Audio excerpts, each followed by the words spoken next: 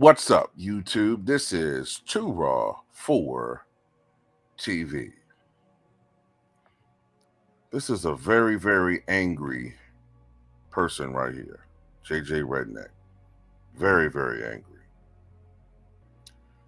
So read from an article from MSN.com titled JJ Redick blames NBA analysts and social media for decline in viewership. JJ Redick became the latest to weigh in on the discourse surrounding the declining ratings for the league. Speaking to Sam Amick of The Athletic, Redick noted that the negative coverage surrounding the modern NBA, its players, and its structure is a big reason why the viewership has decreased. And this is what he had to say. He said, I don't think we have done a good job of storytelling, of celebrating the game. If I'm a casual fan and you tell me every time I turn on the TV that the product sucks, well, I'm not going to watch the product. And that's really what has happened over the last 10 to 15 years. I don't know why. It's not funny to me. Well, of course, you wouldn't know why, because the game pretty much is patterned off of how you play. Shooting an abundance of three-pointers and playing no defense. That's JJ Redneck. So, of course, to you, the game is a utopia. It's you. It's a vast... It's a vast multi-copy of you. So to you, through your biased eyes, it's a magnificent game. But not to the overwhelming majority, not to the great, not so silent majority. Also, you said that we need to do a good job with the league. All of us, I guess. We need to do a good job of storytelling, of celebrating the game. Well, you don't really celebrate the game or storytell because all you do is crap on the past. And you've been called out multiple times by different NBA legends. All you do is critique the league from the past. And all you're doing is antagonizing people like myself and others who, whether or not you want to admit it, we feel like the NBA has seen its past, the NBA's past its glory. Now, whether you want to say we're attached to a bygone era, well, maybe there's a reason why. Maybe there's a reason why. You don't hear baseball fans crapping on the game as much, because you know why? The baseball hierarchy listened to the fans, and they made adjustments. They made changes. It was becoming a home run happy league. And they've made some changes to incentivize players to try to play a little bit more the old-fashioned way.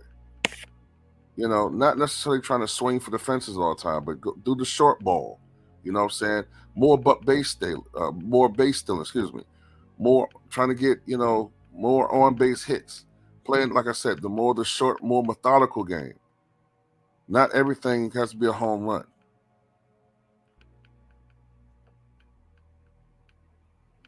Not everything needs to be a three-point shot, which, by the way, they're now taking about 38 three-pointers a night per team.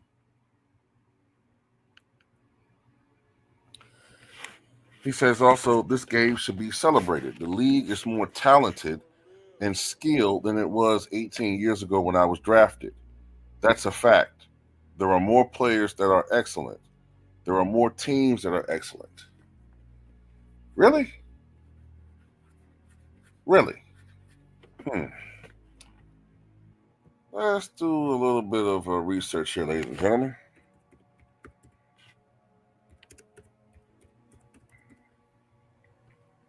Western Conference standings. Number 1, the Thunder. Number 2, the Grizzlies. Number 3, the Rockets. Number 4, the Mavericks. The Clippers are 5th. The Nuggets are 6th. The Lakers are 7th. Timberwolves 8th. Suns 9th. Warriors 10th. Spurs, Kings, Trailblazers, Jazz, Pelicans. So there are 3 teams in the West. No, 1, 2, 3, 4. 4 teams in the West that have losing records. 4 teams in the West that have losing records. Just look at the West. Let's go to 2007, 2008 NBA Western Conference.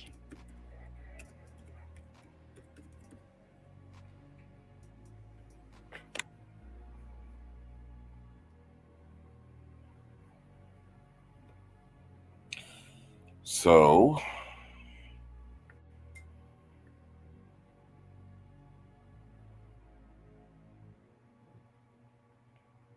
trying to figure out how to look at this.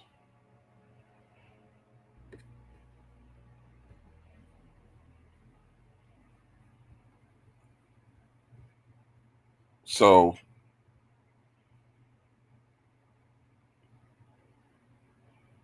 let's look at it this way then. I'm trying to get a listing, but you had the Jazz were 54 and 28 that year. The Nuggets were 50 and 32. Portland was 41 and 41.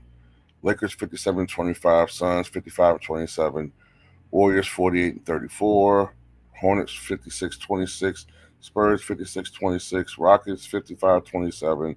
Mavericks 51-31. You had 1, 2, 3, 4, 5 teams under 500. So about the same, right? 4 teams under 500 now, 5 teams under 500 back then. So really pretty much the same. The Western Conference was really strong. The Eastern Conference not as strong, but you had strength back then. Now if you go to the East today, there are a lot of bad teams in the East. You have great, really good players. You know what I'm saying? But I wouldn't necessarily say that you have teams that are just strong all over the place. No, everybody beats up on the Washington Wizards. This is going to be the Wizards potentially. Last time I checked, this might go down as the Wizards' worst year of their franchise in the history. And they've been around since, what, the 60s? So I don't know about that.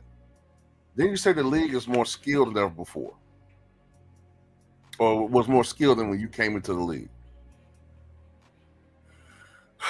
I've said this before, and I'll say it again. I think other people agree with this. If you're talking about three-point shooting, which is what you do, if you're talking about on-ball skills, like dribbling, ISO skills, yeah, it's more talented. But what happened to the great big men?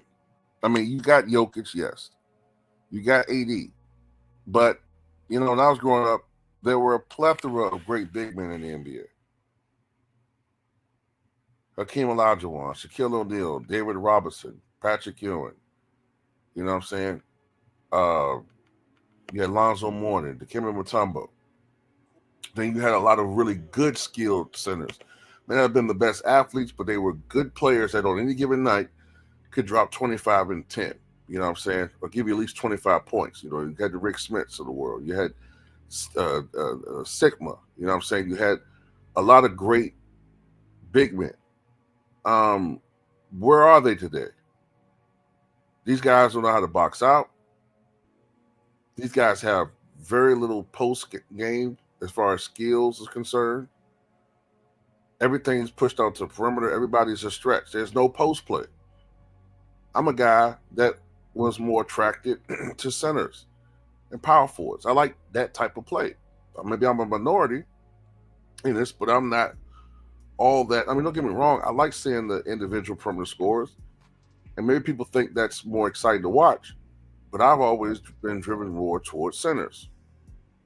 So for a guy like me, it's really hard watching the NBA because you phased out, pretty much eliminated the position that I like. And even with the way that, even when you got guys who can play like that, you've basically eliminated the center position in the way it was played before. And then you want me to just adjust to it. You want people like me to just like it and deal with it. And no, I don't. I don't think it's a great thing to have teams yak up nearly 43s a night. And that's on average.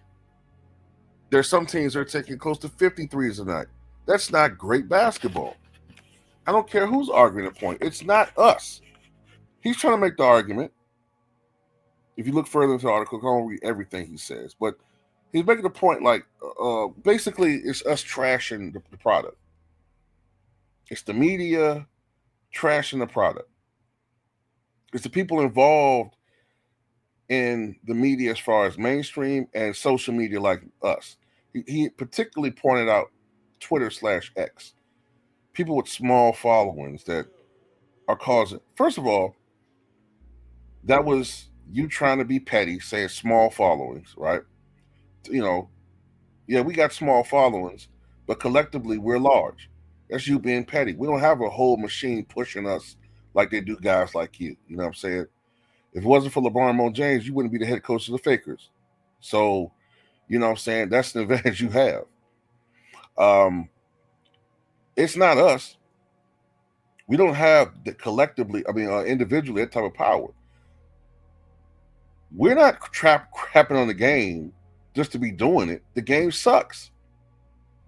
Then he said something about, oh, well, we were complaining about parity 10 years ago, and now that's fixed. Yeah, that was fixed. It's like having, this is the thing. If there were 3 holes in the wall, right, as far as the NBA foundation, and one of those holes was parity, and you still had these other holes, these other cracks that was there. Okay, you plugged the hole that was dealing with parity, but now the other cracks have opened up, and now you got all these other things that are messing with the league. Low management, spit it on low place, the wall cracking, you know. The exorbitant amount of threes being shot each game. That's another problem, you know. Taking out defense. Everybody's playing the same robotic style as BJ Armstrong was just mentioning a couple weeks ago. You know, one of the guys you saying that are ruining the game. You know, you got all these different things going on. People don't want to look, man. Fans don't want to sit back. Think about this. Let's say you're a season ticket holder and you bought tickets to watch, let's say, the Sixers play. And all this promise about how good this team is going to be, even though back when this team was put together, you can check the record. I said back in September and August, I said, man, knowing these guys' track history, Paul George and Joel Embiid are going to miss at least half the goddamn games this season. And it's going to be probably a disaster. Or it's not going to be what we think it's going to be. I didn't know it was going to be this bad, but we know it. We just see the history. We can see what it is. You can get mad all you want to, but it's not us. But see, that's what people like him do. That's why him and LeBron are birds with a feather. Instead of taking responsibility and ownership, they blame other people. It's the media. It's the mainstream media. It's us on social media. We're the problem. We're just so negative. Really, all we're really doing is just regurgitating what LeBron says. They probably just sit back together and just crap on social media content creators. You know, that's little peons that they claim that we're just peons, you know.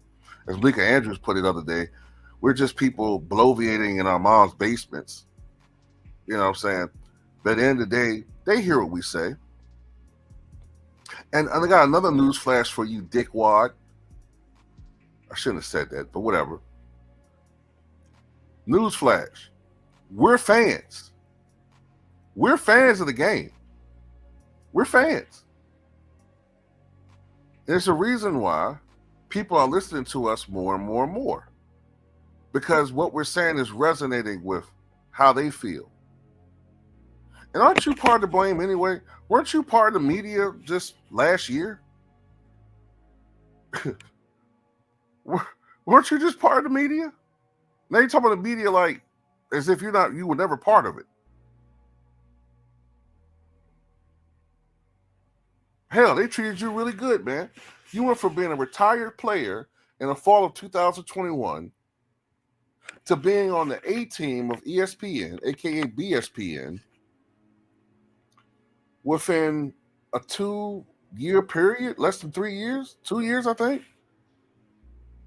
And now you're the coach of the most fabled franchise in the NBA last 40 years, and you're still grumpy and miserable. But anyway, that's all I got to say about it, man. Tell me what you guys think.